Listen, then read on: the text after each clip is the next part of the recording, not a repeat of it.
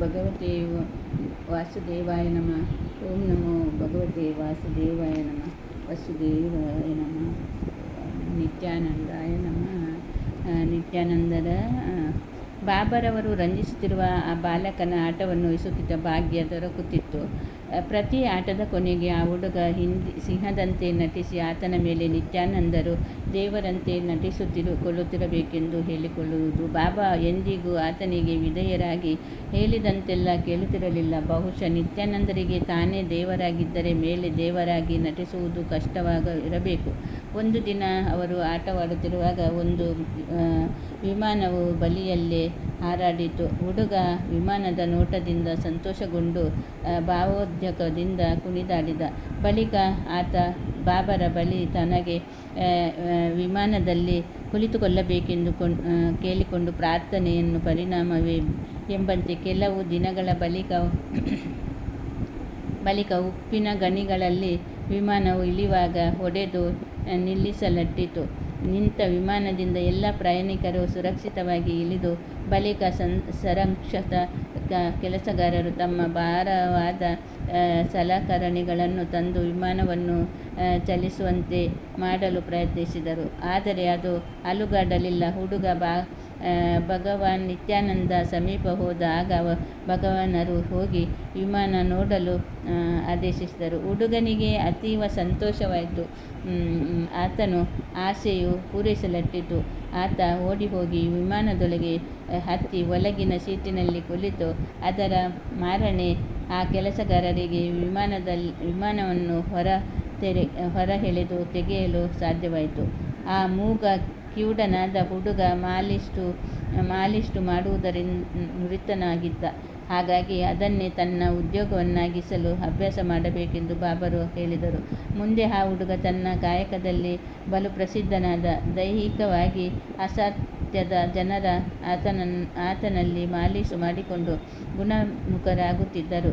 ಈತನ ಪ್ರಸಿದ್ಧಿಯಿಂದ ಪ್ರಭಾವಿತಗೊಂಡ ಒಬ್ಬ ಶ್ರೀಮಂತ ಆತನ ಮೂಗು ಬೆನ್ನಿನ ಮಗುವಿಗೆ ಶುಶ್ರೂಷೆಯಾಗಿ ಆ ಹುಡುಗನನ್ನು ಬಾಡಿಗೆಯ ಕೆಲಸಕ್ಕಾಗಿ ನೇಮಿಸಿದರು. ಇದಾದ ಕೆಲವು ಕಾಲದ ಬಳಿಕ ಹುಡುಗ ಭಗವಾನರನ್ನು ಪುನಃ ಸಂದರ್ಶಿಸಿದಾಗ ಆತ ಶ್ರೀಮಂತ ನೀಡಿದ ದೊಡ್ಡ ಜುಬ್ಬ ಧರಿಸಿ ಅಲಂಕೃತಗೊಂಡ ಬಳಿಕ ಬಾಬರವರ ಆಶೀರ್ವಾದವನ್ನು ಪಡೆದು ಕಲ್ಕತ್ತಕ್ಕೆ ತೆರಳಿದ. ಗಂಧದ ಮರದ ಕೆತ್ತನೆ ಕೃಷ್ಣನ ಭಗವಾನ್ ನಿತ್ಯಾನಂದರು ಗಣೇಶಪುರಿಯಲ್ಲಿ ಆಶ್ರಮ ಕೆಲಸದ ನಂತರ ಕೈಲಾಸ ಭವನದಲ್ಲಿದ್ದಾಗ ಒಂದು ಚಿಕ್ಕ ಗಂಧದ ಶ್ರೀಕೃಷ್ಣ ಮೂರ್ತಿಯನ್ನು ಗೋಡೆಯ ಮೇಲೆ ಇರಿಸಲಾಗಿತ್ತು. ಅದೊಂದು ಬಹಳ ಚಂದವಾದ ಮೂರ್ತಿ. ಬಾಲಕೃಷ್ಣ ನಗುಮುಖದ ವಿಗ್ರಹ. ಬಲಗೈಯಲ್ಲಿ ಬೆಣ್ಣೆಯ ಮುದ್ದೆಯನ್ನು, ಎಡಗೈಯಲ್ಲಿ ಕೋಲನ್ನು ಹಿಡಿದು ಭಕ್ತರನ್ನು ಸೆಳೆಯುತ್ತಿತ್ತು. ಅದೊಂದು ಗುಂಡಗಿನ ಮಗುವಿನ ರೂಪ.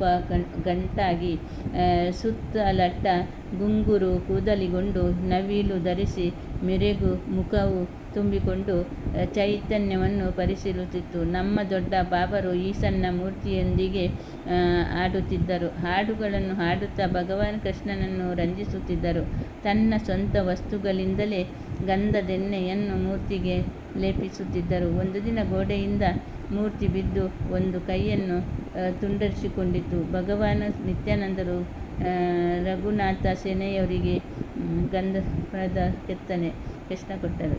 ರಿಪೇರಿ ಮಾಡಲು ಹೇಳಿದರು. ರಘುನಾಥರು ರಿಪೇರಿ ಮಾಡಿಸಿ ಬಾಬರವರಿಗೆ ಹಿಂದಿರುಗಿಸಿದರು. ಆಗ ಬಾಬರವರು ರಘುನಾಥರಿಗೆ ಅದನ್ನು ಇರಿಸಿಕೊಳ್ಳಲು ಹೇಳಿದರು.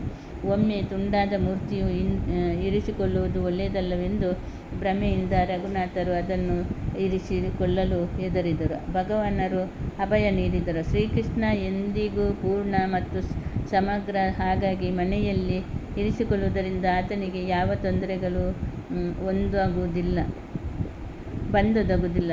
ಈ ಅಭಯಾನುಗ್ರಹದಿಂದ ಸತ್ಯವಾಗಿಯೂ ಕೃಷ್ಣನ ಮೂರ್ತಿಯು ದೊಡ್ಡ ಬಾಬರ ಸ್ವಂತ ಶಕ್ತಿಯನ್ನು ಗಳಿಸಿಕೊಂಡು ಹೀಗಿತ್ತು. ನಿತ್ಯಾನಂದರಿಂದ ಶ್ರೀಕೃಷ್ಣ ಬೆಸೆಯಲಿಟ್ಟಿತು. ಭಗವಾನ್ ನಿತ್ಯಾನಂದರು ಪ್ರೀತಿಯ ಕೃಷ್ಣ. ಹಾಗಾಗಿ ನಮ್ಮ ಬಳಿ ವಾಸಿಸುವಂತಾಯಿತು. ಮೂರ್ತಿಗೆ ಬಹಳ ವಿಚಿತ್ರವಾದ ಭಾವನೆಗಳಿವೆ. ಕೆಲವೊಮ್ಮೆ ನಗುತ್ತಿರುತ್ತದೆ, ಕೆಲವೊಮ್ಮೆ ಅದು ಸಿಟ್ಟು ತೋರಿಸುತ್ತದೆ ಮತ್ತು ಇನ್ನು ಕೆಲವೊಮ್ಮೆ ಬೇರೆ ಸಮಯಗಳಲ್ಲಿ ಅಳುವಂತೆ ಕಾಣಿಸಿಕೊಳ್ಳುತ್ತಿತ್ತು. ವಿಗ್ರಹವು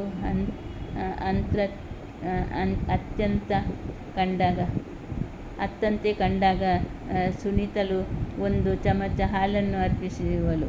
ಕೃಷ್ಣನು ಹಾಲನ್ನು ಸ್ವೀಕರಿಸಿದಾಗ, ನಗುವನ್ನು ಗಂಧನೆಯನ್ನು ಸರಿಸಿದಾಗ ನಸುಕಂದ ಬಣ್ಣದ ಮೂರ್ತಿ ಕಂಡು ಕಂದ ಬಣ್ಣಕ್ಕೆ ಬದಲಾಗುವುದು ಭಗವಾನ್ ನಿತ್ಯಾನಂದರ ಬಣ್ಣವನ್ನು ಕೊಂಡಂತೆ ಮೂರ್ತಿಯು ಹಿಂಭಾಗದ ರಚನೆ ಅದು ಬಾಬರವರಲ್ಲದೆ ಬೇರ್ಯಾರದು ಆಗಿದೆ ಎಂದು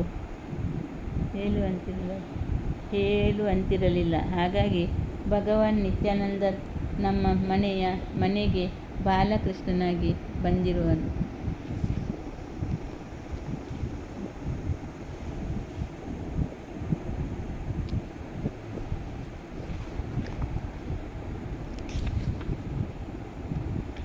कर्पूरगौरं करुणावतारं संसारसारं भुजगेन्द्रहारं सदा वसन्तं हृदयारविन्दे भवं भवनीचरितं नमामि. मङ्गलं भगवान् विष्णु मङ्गलं गरुडध्वज मङ्गलं पुण्डलीकाक्ष मङ्गलाय तनहरि सर्वमङ्गलमाङ्गल्ये शिवे सर्वार्थसाधिके शरण्ये त्र्यम्बके गौरी नारायणी नमोस्तुते. कृष्णार्पणमस्तु.